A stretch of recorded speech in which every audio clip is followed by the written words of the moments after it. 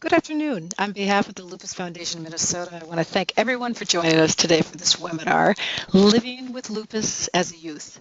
My name is Sandy Parnell, and I'm the Director of Education and Supportive Services at LFM. And I'm very pleased to introduce our presenter, Dr. Mona Riskalla. Dr. Riskalla practices pediatric rheumatology in St. Paul and Minneapolis at Children's Hospital and Clinics of Minnesota. She has nearly 15 years experience in pediatric rheumatology.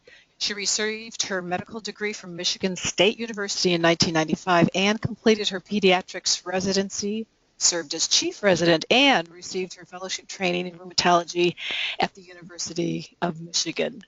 Before Dr. Riskalla begins, I want to talk a little bit about how the webinar system works. At this time, make sure that your webcam function is turned off and that your mute function is turned on, because the only voices you'll hear during this webinar are Dr. Riskalla's and my own.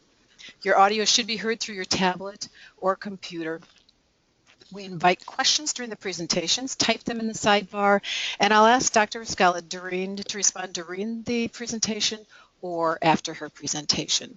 We're also recording today's session, so if you missed anything or you want to pass it on to other people, it will be archived on our LFM website. You'll receive a brief survey via your email post this webinar. Please take a few minutes to complete the survey. We really rely on your feedback for future programming. And finally, if you'd like a certificate of attendance, please email me at sparnell@lupusmn.org. Welcome, Dr. Riskalla. We look forward to your presentation. Thank you. Thank you for inviting me, and I'm glad for all the people on the line. So I'll also let you know that I have had a deep interest in lupus for a long time, and even just in my post-training, I spent probably about 4 or 5 years with my main research focus also being lupus, so it's always been a really big interest of mine. I'm glad to be here to talk about it. And I think, Sandy, you have control of those slides, so maybe we'll go to the next one. One of the main things that people wonder about when it comes to children with lupus in comparison to adults is, how does it look? And I want to let you all know that it looks the same. It looks the same as in adults. Lupus in general is similar, but can have various ways that it shows up in adults and children. As you know, probably, anyone that you've spoken with who has lupus, that nobody has the same type. It doesn't appear the same in any individual. Because the problem can affect so many different parts of the body, really head to toe, we know that individuals have some individuality in the way in which it looks in their particular body. So in many young people, as in this young girl, the lupus can cause skin rashes, and most commonly in the face. And we've talked a lot about, I'm sure you've read about the butterfly distribution over the nose and over the cheeks. That's very common. One interesting thing about lupus rashes on the face that a lot of people ask me about is sometimes you'll see flushing, sort of a redness that comes when you're hot or overheated or out in the sun, for example. It can even feel a little bit puffy, but then it goes away. Generally, when we talk about a lupus rash on the face, it's a persistent rash. It stays. It's something that you can touch and feel and is there day to day until it's treated appropriately. So that's the kind of facial rash we're talking about with lupus. And there's a couple more pictures here of some similar rashes. You can go through there. This one is just a much more clear example, right, of a sort of a butterfly shape. People often ask me sort of why this area. And part of the reason for this area is this is a really high blood flow area. And as I mentioned, it's one of those areas that you actually do flush when you're exercising, for example, right? So there are blood vessels that are very superficial in the skin. And that is one of the reasons why the rash shows up there. Plus, it's in addition, it's a sun-exposed area. There's a couple more pictures there, Sandra.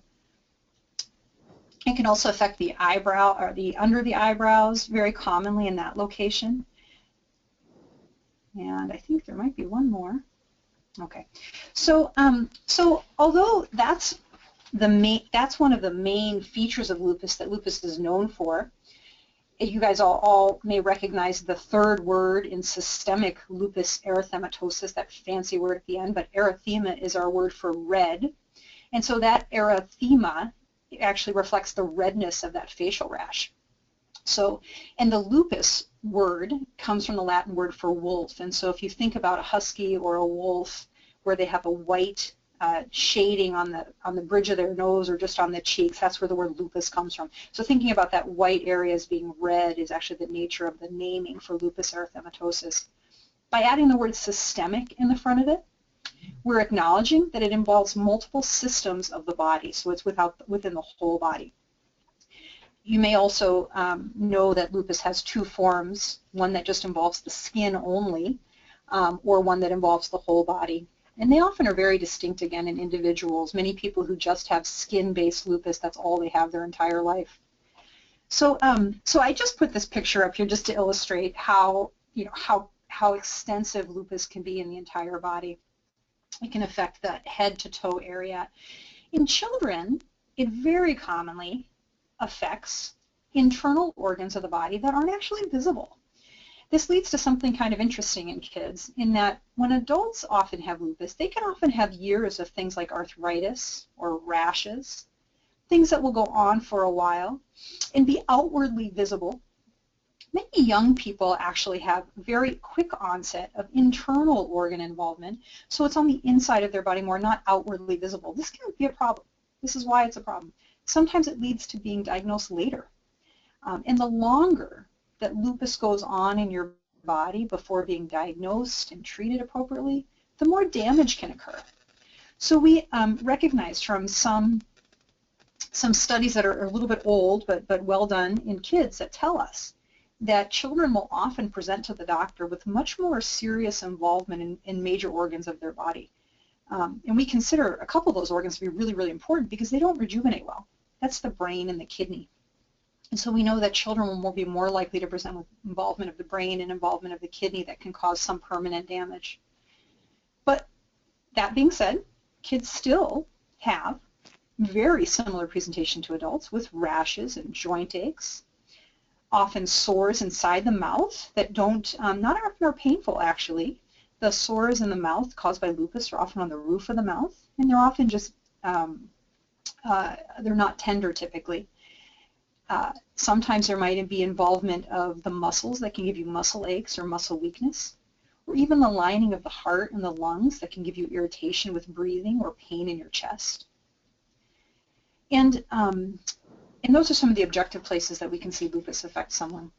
Some of the other parts that any of you who may have lupus who are listening are very familiar with is the general fatigability and tiredness, stomach ache perhaps, and loss of appetite and weight loss that can occur when lupus is in particularly high gear or at the very beginning when it first comes. So I'll go to the next slide. Yeah, so got a couple just photographs for you, thinking a little bit about different things. So we've talked a little bit about how that picture on the hand is someone with swollen joints. Arthritis usually shows up as swollen joints or stiffness in joints, not often painful, but it can be painful. It's often in the hands, or it can be in the knees or other joints, but typically in the hands and wrists are very common.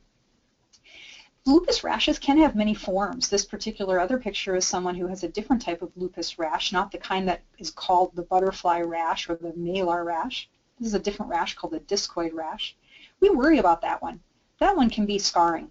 And in many people who have darker skin tones, that can be a deep rash that can sometimes take the pigment out of the skin and leave white areas. Or lightly pigmented areas, and that can be a problem for people cosmetically. It can also lead some scarring. Sometimes when that rash is in the hairline, you can also lose hair and have permanent hair loss. Again, many of you have had lupus. If you've had lupus, you may have experienced some hair loss with lupus. Anything that stresses our body out can often make us lose hair all over. But sometimes lupus itself actually damages the skin in the area of the hair follicle and damages the follicle, and you actually get permanent hair loss in some areas. So it's a little bit of a difference there. And another common presentation in kids is something called Raynaud phenomena. I don't know if anybody out there has that, but that's relatively common. Just living in Minnesota, it's relatively common. But it's a particularly common way for these kinds of conditions to present in people. Present means that's the way it shows up. So sometimes we'll actually have someone where that's the only problem they have, and they might have that problem for a year or two before their body develops other types of organ involvement in other organs of the body. Raynaud is specifically when you lose the blood flow in the fingertips, okay, we often have cold hands, cold feet. We can even in our children have bluish tinged hands or reddish tinged hands or just cold hands often in the winter. That's a little different of a problem, but specifically Raynaud causes decreased blood flow to the tips of the fingers, where you can see in this picture where the tips are completely white, or some of them are a little bit blue.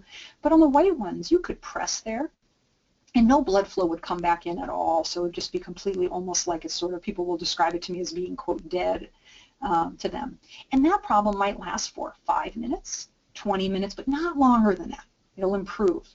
And then just go back to normal. It might feel a little uncomfortable when the blood flow comes back in. So this can sometimes be, again, one of the first signs that we see in someone who might be prone to developing lupus in the future or have lupus at the moment. And we have to sometimes differentiate people who sometimes who have this condition by itself. So that's a really common way for young people to come into my office. I'll take the next one, yeah.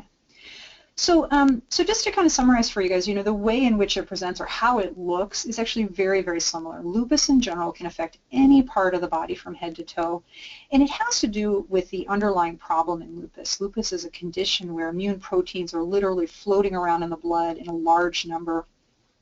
And there's probably some more complicated parts to, there are more complicated parts to why or how the way in which lupus causes problems for people, but sometimes I like to keep it really simple. And one simple way might be to think about it as these immune proteins are literally floating around in the bloodstream, and they land in places in your body. They land in places where they get filtered out.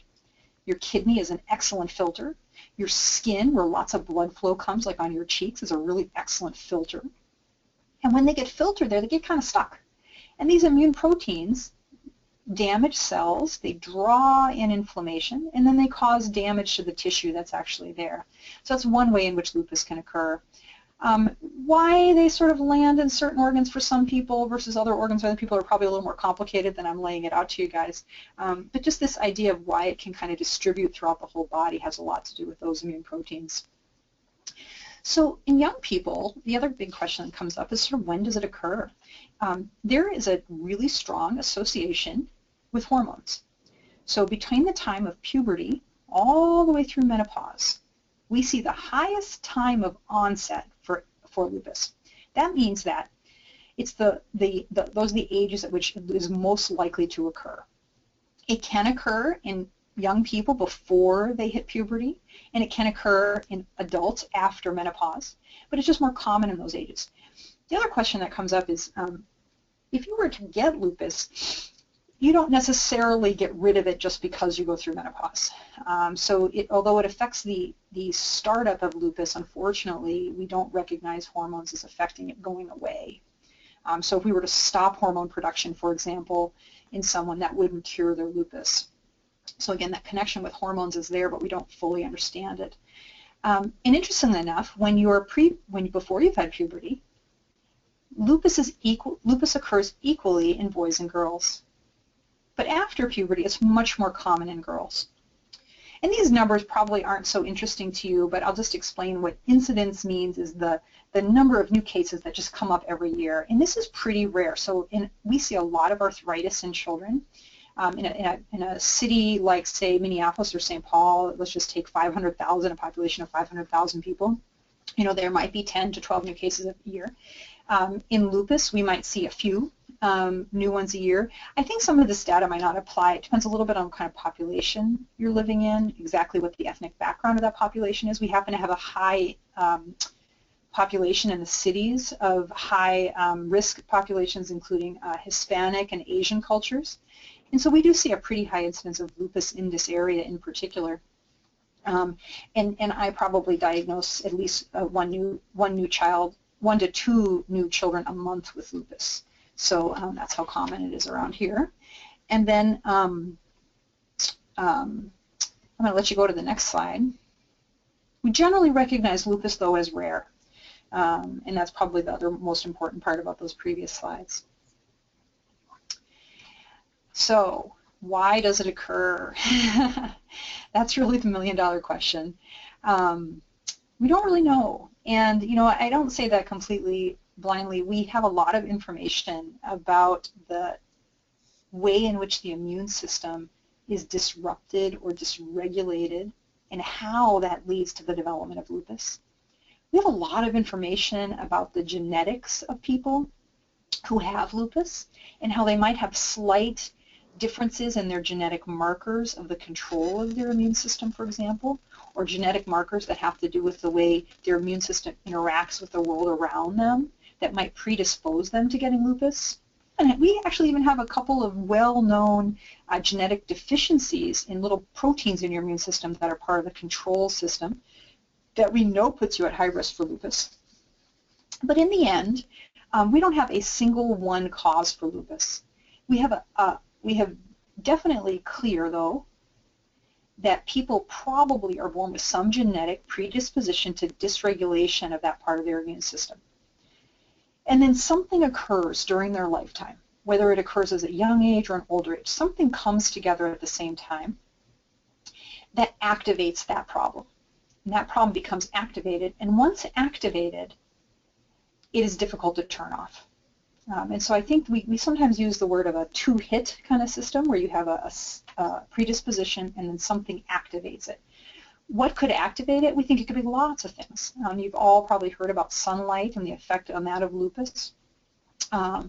Infection or perhaps even stress. Could it be a toxin in our environment or some food that you intake? I mean, if you get anything at this point we think could be possible, because the goal of your immune system is to protect you from bad things in the outside world. So if your immune system is going to become dysregulated, it becomes dysregulated because of something interacted with, likely anyway, in the outside world. So something coming at you that it's supposed to protect you from is likely the thing that is causing the dysregulation, or at least getting it started. So those are at least things that we're aware of that we know lupus can get started, but there are probably other things that we're just not aware of. And often when you try to pinpoint it to one specific event, we find it's really, really difficult. And partially because there's a little delay. So from the time lupus sort of starts up with the immune dysregulation, can be a very long delay to the time you actually have symptoms in your body to make it obvious to the rest of the world or to even yourself that you actually have this condition.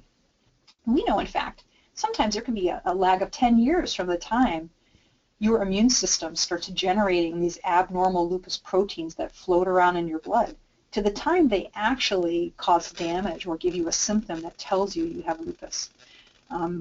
And that's been shown in one study where they had blood drawn from people some years before they developed lupus, and were able to look back and see those immune proteins present. And I myself have followed young children with Raynaud phenomena, for example, for a number of years, and 5 years later, not having had any signs of lupus develop. So we know that can occur also. As I mentioned, the tendency can be genetic, and it can be inherited or passed down to children. A lot of parents who have lupus ask me this question, and so it's actually surprisingly rare to see family members both have lupus, but it is absolutely not impossible.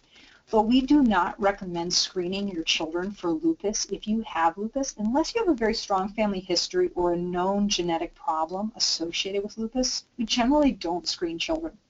Part of the reason for that is there are a number of false positives in the blood testing for lupus, and that can lead to a bit of excessive worry. So there's got to be some fine balance in there, and there is no specific recommendations about it. So I think each individual situation can be taken as it is, and determine whether kids should be screened if the parent has lupus. I'm going to let you go to the next slide. So, okay, this is meant to make you kind of your eyes go wide, this slide. It's not meant for you to look at it in great detail. But what the point of this was is to just tell you that there's a ton of work being done out there with the genetics of lupus and trying to figure out what kinds of immune system, what kind of things could be inherited within your immune system or other parts of your system that... Dr. Riskalla, I'm going to interrupt you for a second. Now I don't hear it. There was a little static that went on for a little too long, and I wanted to interrupt you, but now it stopped, so thank you. Okay. All right. Can you hear me okay now? Yes. Yeah. Did it start at a certain time that you'd like me to repeat anything? No, we're good. Thank you. Okay, good. So yeah, my point of this slide is really just to let you know that there is a lot of work being done and that it's not simple. Many autoimmune diseases are connected. You can be predisposed to a variety of different autoimmune diseases based on this dysregulation in your immune system. And so we can see people who have lupus coexisting with something like multiple sclerosis or other problems, for example. So all those abbreviations are all a variety of different autoimmune diseases that can be connected to lupus through a variety of different immune system genetic markers. So we're not at the point now, though, where you individually could be tested for the genetic markers. They're not defined enough. They're not clear enough. But here's one interesting thing about some of this work that's being done. Some of this is really helpful because some of the newer medicines are directly targeted at the right part of the immune system. Some of our newer medicines to help with lupus can really pinpoint a very specific area of the immune system that we think is overactive or dysregulated. And in that case, knowing really exactly where to target can actually be very helpful. So that's the new era of treatment for lupus, is really trying to find a specific place of dysregulation that is common among many people with lupus, not everybody perhaps, but many, and then trying to target that or hit that with some specific treatment. I'm going to let you go to the next slide. Yeah, so speaking of that, okay, so treatment for lupus is actually has not changed over many, many years. It's had some recent excitement in the last 5 to 10 years with a couple of new treatments that have really helped a lot of people who have been in dire straits. But the basic treatment for lupus actually has not changed. This is in contrast to many of our other conditions where we've seen an explosion of treatments that are directed at the immune system to treat everything from rheumatoid arthritis to diabetes. So, and multiple sclerosis, among other things. So very specific treatments for a lot of different autoimmune diseases. And we really have not had that nice example of lots of treatments that are new for lupus. So all of our treatments are generally ones that have been around for a long time. And I'm going to just pause for a second, actually, and I'm going to take 1 second, and I can get a little bit too scientific on people, but I want to just like give you the big overview again on what you're trying to do when you treat lupus, and that might help you organize in your mind why you're taking certain medications. So, you know, our immune system, as I mentioned, its job is to fight off things that are going to attack us, so things in our environment that are going to be dangerous to us, mostly germs, although it is active also with regard to things like allergies. It also helps protect us from cancers in our own body, actually. So your immune system is one of the first things that notices that a cancer cell is abnormal, and it goes in and it kills that cancer cell because it recognizes it as wrong or foreign. So your immune system has this really great ability to do damage to things that don't belong. In the case of lupus, and so it's called the system because it has parts to it, and so it's got cells, and cells give off proteins and chemicals that do the damage. The cells tend to be the smart part of the immune system, and anytime the cells themselves are part of the problem, we often refer to that as autoimmune. We have a bunch of disorders, in fact, where we think that they're related just to the inflammatory chemicals that are floating around, that there's not really a smart part to it all. It's just a little disorganized. But lupus is a problem of actually the cells in your immune system. And those cells give off proteins that I mentioned float around, and they land in places in your body, and they bring in inflammatory chemicals that cause redness and pain and soreness and even damage to cells. And so all of the treatments are based on those concepts. So sometimes you might need a medicine to repair a cell. You might need a medicine to decrease the inflammation that's right at that cell, to try to stop it right there and repair it. That's one of the most common medicines for lupus when you're in a flare or you're having a specifically difficult time, and that would be cortical steroids. So any form of corticosteroids, which could be prednisone orally, it could be IV forms of prednisone called methylprednisolone, for example. It could be prednisone that you get directly into a joint. And those are all different forms of anti-inflammatory medications that block direct damage occurring from lupus itself. As many of you may know, that treatment in and of itself has side effects. And frankly, if we could give you corticosteroids in any form and not have the side effects from it, that would be good enough to help lupus. That would be a good enough treatment. It's the side effects that really limit our ability to continue to use that medication. Even though it can pull you out of a crisis, it's not the medication you'll want to stay on. So there are other medications that then prevent those immune system proteins from being produced and also from being activated. That's when we start to talk a little bit about suppressing the immune system. So we'll suppress parts of the immune system from producing these inflammatory proteins before they actually cause you trouble. And so that's often a maintenance treatment. That treatment depends a lot on what your problems are. So the level of treatment a child gets with lupus, who has lupus, depends a lot on what parts of the body are affected. We often think of it as mild, moderate, and severe. Severe being any organ that does not regenerate well. I mentioned to you very early on in this talk that the kidneys in the body, which filter your blood and make urine, and your brain do not rejuvenate well. If they become damaged, they do not have the ability to create new cells very easily. And so those are some of the more serious parts of the body that we really have to intervene with very strong immune suppressives in order to stop lupus from continuing to attack and being active. Other parts of the body, such as maybe the skin or even arthritis, if treated relatively quickly, that often leaves no scar or no damage at all. It goes 100% back to normal. You rejuvenate new skin cells, and you can have a completely normal appearance and normal function of your joints. And so that might require a very minimal amount of treatment. So that's kind of the general scheme of treatment. And to be honest with you, if we had one medication, that pinpointed the exact part of your immune system that was dysregulated, we would prefer to give that. We just don't have the ability to do that yet. So everything is based on layering of treatment in order to match the degree of problem you have, in order to keep the lupus from becoming active and causing damage that you can't reverse. You've all probably heard of hydroxychloroquine. That's one of the oldest medicines for lupus. Hydroxychloroquine is originated from the bark of a tree and originally used as a treatment for malaria. It was sorted out at some point that it seemed to be helpful for people who coexistingly happen to have lupus at the same time, and that's where that came from. We've talked a little bit about cortical steroids in all their forms. And then immune suppressants come in a variety of different forms. Unfortunately, we really only have a few, though, only 2 or 3 different medications that you probably have heard of. Things that belong in this class are things like mycophenolate, azathioprine, Cytoxan, for example. Those are medications you might have heard of. And then this new class at the end of my list there called Biologics. That's where we really hope to make a lot of headway in lupus and other autoimmune disorders. The goal of all biologics are to find the spot in the immune system that's dysregulated and to create a protein or a chemical that can directly manipulate that one little area, so very pinpoint. So, and what's nice about biologics is they're often actually mimicked after the way our body already regulates those systems. So our body often has control measures for things that get out of control. And so we're interested in finding medications that mimic your own body's way of naturally putting everything back into control so that it doesn't seem so foreign to the body.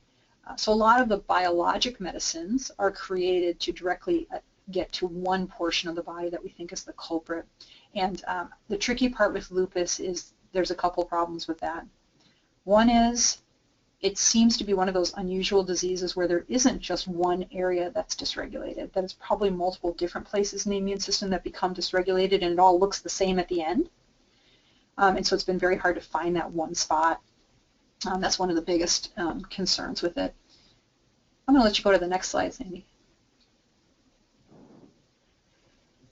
Here's a specific thing for children with regard to treatment. So interestingly enough, children actually tolerate almost all of the medications better than adults. So medications that might be very difficult for adults to take that suppress the immune system are actually quite easy for children to take, actually. They tolerate them well. And part of the reason is they have very strong immune systems. As we age, our immune systems become weaker. And so the medicines, if they were to suppress your system, they often make you more at risk for cancers or for infections, because that's what the normal immune system does. As I mentioned, it blocks infections and it clears early cancer cells. So generally, kids actually do very, very well with these medications. In fact, I would almost, I almost can't say it out loud because I'm being recorded, but let me say that I can tell you it is almost unheard of for me to deal with any significant side effect in a child who takes any of the main immune suppressives that we offer. It's very, very unusual. But with the exception is corticosteroids. So any type of steroid medication in a growing child will affect them. When you've had steroids as an adult, you might experience weight gain, irritability, maybe even early diabetes or things like that. There are a lot of effects of corticosteroids that none of us who've ever had to take them like. In children, it can affect specifically their height growth. So this is a growth chart of a child, and what you can see in this is their height is as you go up and down on the chart is their height, and then across the bottom is their age.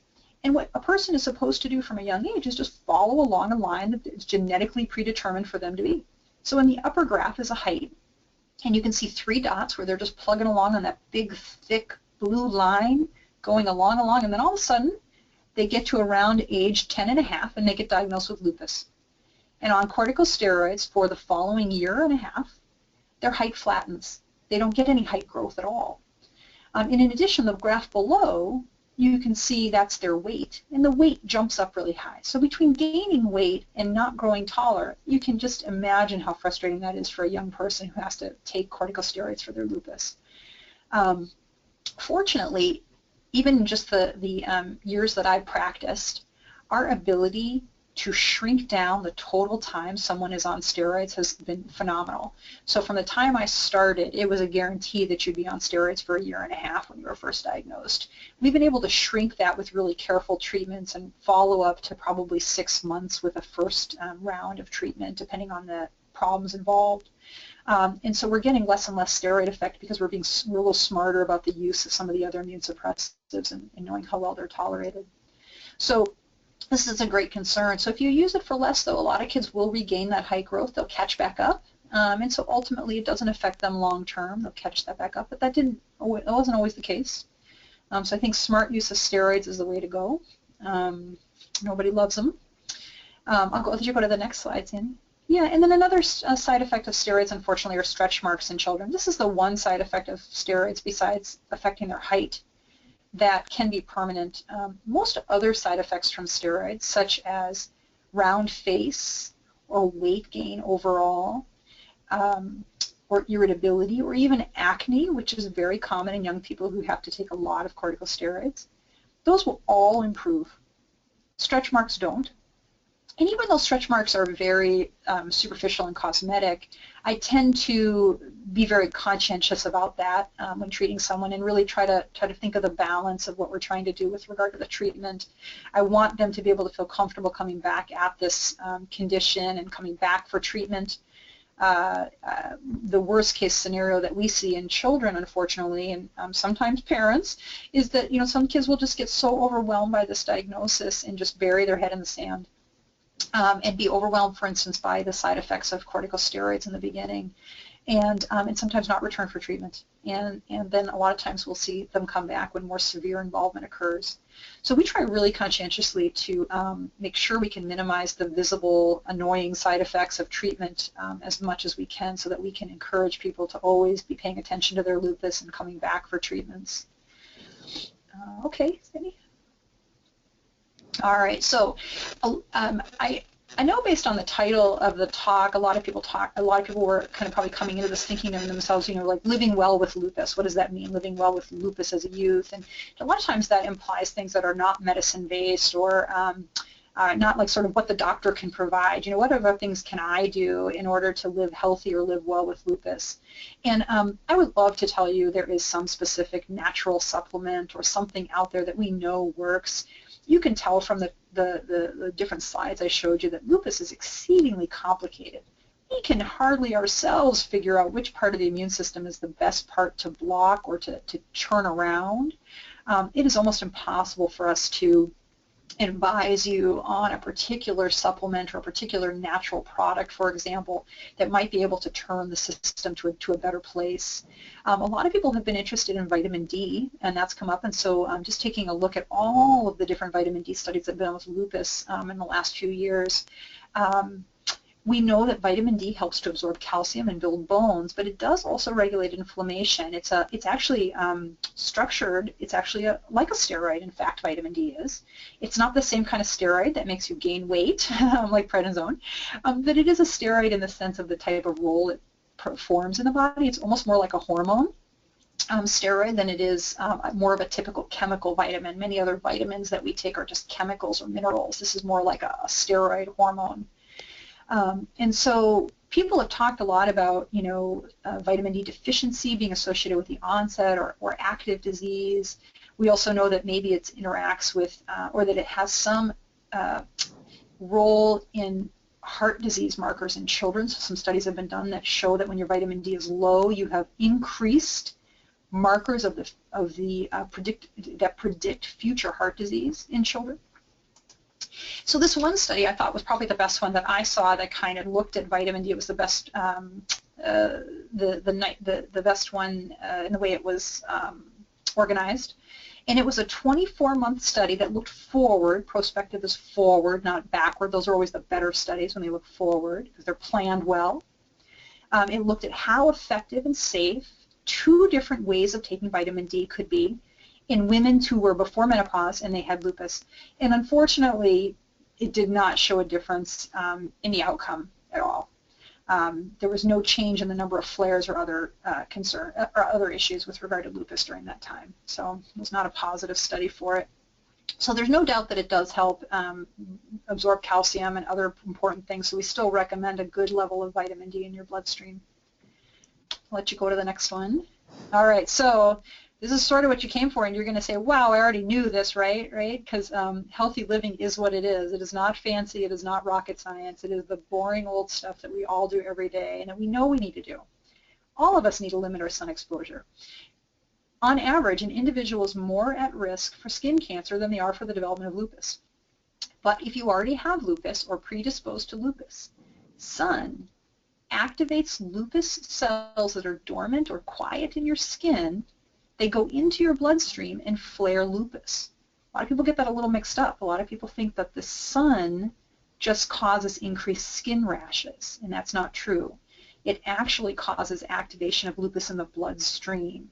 And so we know some people just start their lupus after a huge sun exposure, and we can connect to that.